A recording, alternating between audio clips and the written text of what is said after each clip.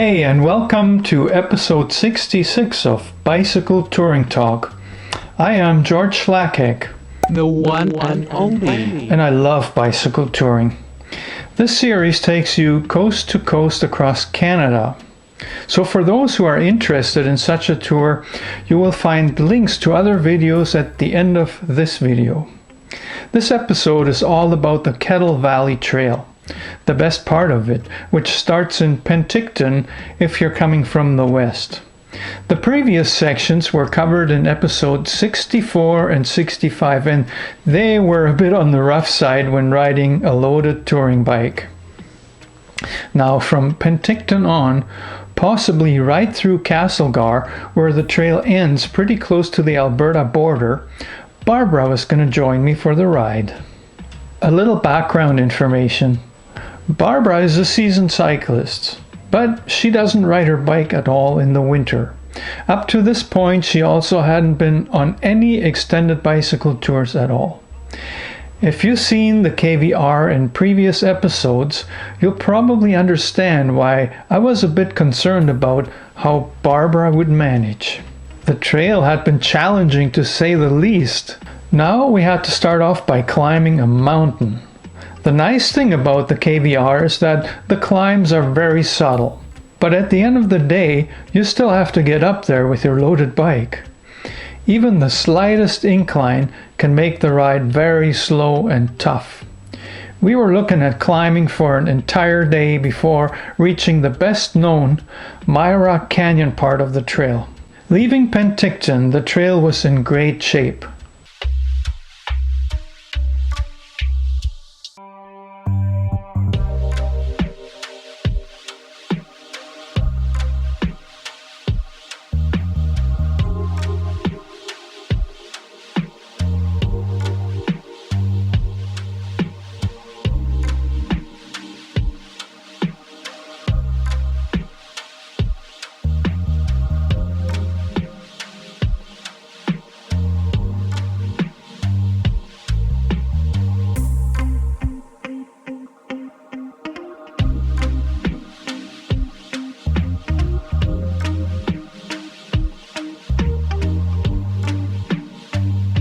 We didn't have too much trouble up to the first tunnel, also known as the Little Tunnel. The view of Penticton and Okanagan Lake alone was worth the climb.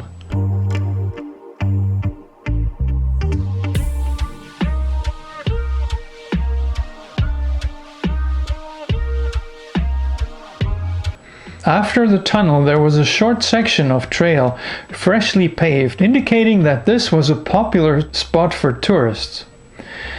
It was shortly after that the ride became tough, especially for Barbara. The gravel was no longer smooth, but compared to what I had been through leading up to this, it was nothing.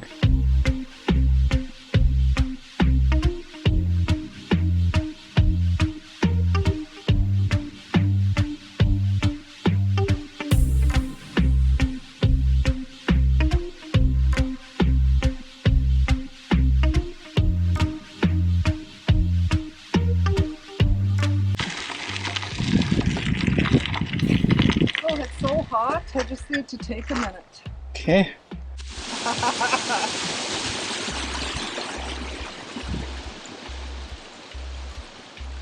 What did you do? You want some? Our speed slowed down considerably, which was okay. Of course, where there's a little tunnel, there also has to be a big one. But that one was blocked off, so we had to use a bypass route. Then we came through a part called Rock Oven Park. There were actually old rock ovens all along the way where Italian rail workers used to bake bread while working on the Kettle Valley Rail line. I can't remember exactly how much distance we covered that day, but it had to be under 40 kilometers. It still took us pretty much all day due to the constant incline. Trying to get over here. Nothing like a rickety, rockety road. Yeah.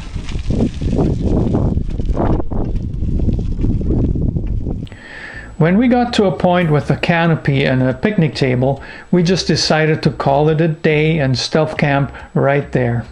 There was no one around.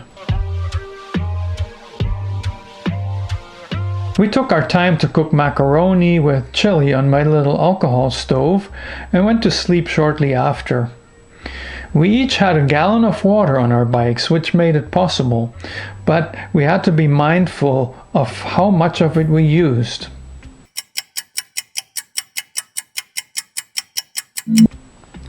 The second day, a Monday, we were up early, had coffee and sandwiches for breakfast, and then got on our way toward Chute Lake Station. The nice light brown surface that you see, that's sand. That's not gravel. You can't ride on it. You see Barbara riding way up ahead there. She's on the side where it's kind of the forest.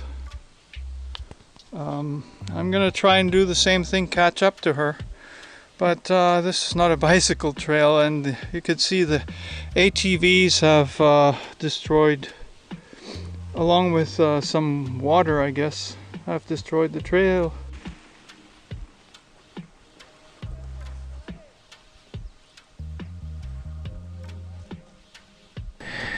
At first the place seemed too quiet to be open, but it turned out that it was operational. Ring bell. Okay.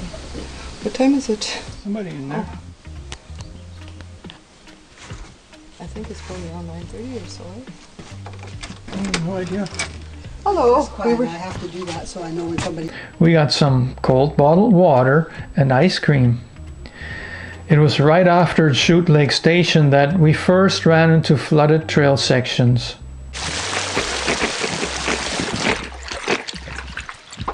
Holy, pretty deep.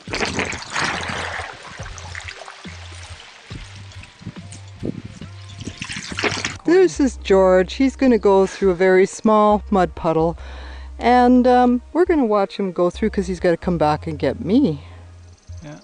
Yeah, and he's all set up in our small mud puddle. Good to go? We're good to go.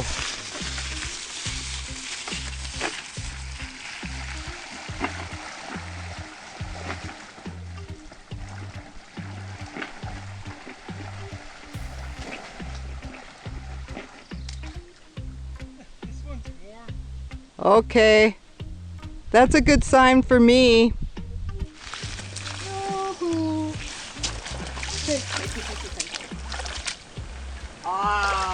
Wally! Woo! Awesome! Yes! I said I wanted cool feet. What a whip! Talk about hardcore. Would you call that a level 4, honey? Extreme. Oh, that's my shoes. Huh? My shoes making that sound in the tires. It was quite warm, so wading through the standing water wasn't really a huge deal, but it slowed us down a lot, and we couldn't be sure how far we would make it under those conditions. Ultimately, it wasn't so bad.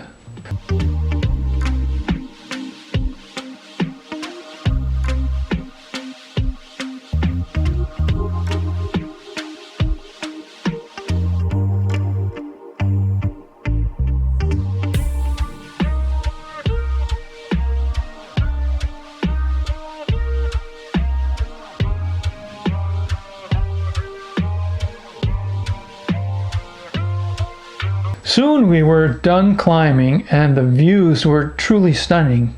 We could overlook Kelowna, the city on the other side of Okanagan Lake. What followed next was easily one of the most memorable bike rides of our lives. There are 18 trestles and 2 tunnels going through Myra Canyon. Even today, the way the old passage goes through the canyon would be considered a masterpiece of engineering.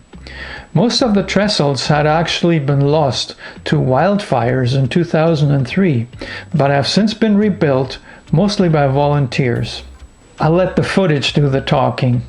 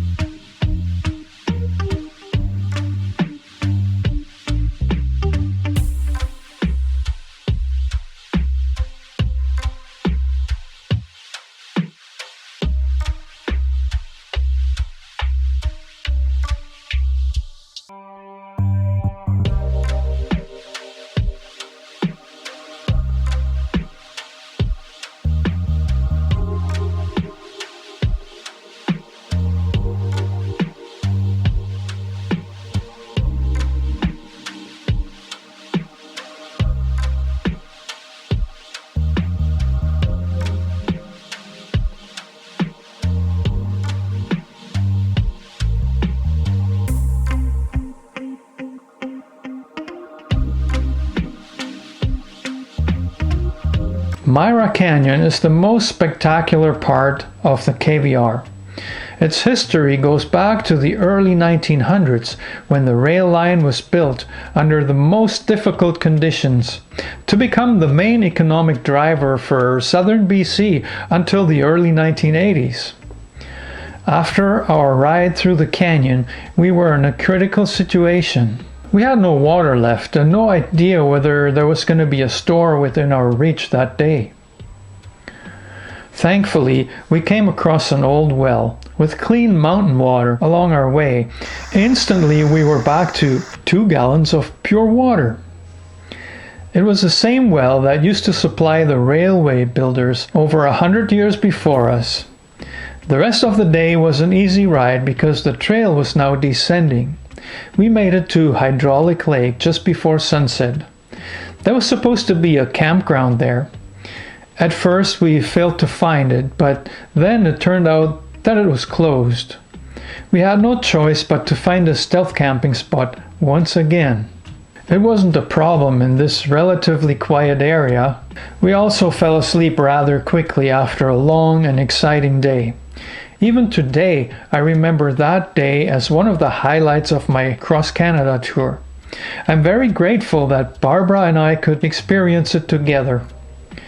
When people ask me about touring the Kettle Valley Trail, I always recommend it, despite its terrible condition in many parts.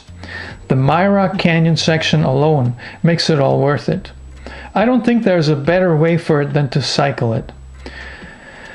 So for now, I'll leave it at this. Episode 67 will be the rest of my ride with Barbara. I will not be able to post this next week, but there'll be a surprise video at the usual time.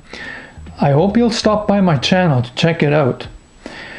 Please let YouTube know if you enjoyed this video by clicking the like button. And hey, I could still use some more subscribers, so feel free to share it too. On the screen are some other videos for you to watch. Thanks, and see you next time.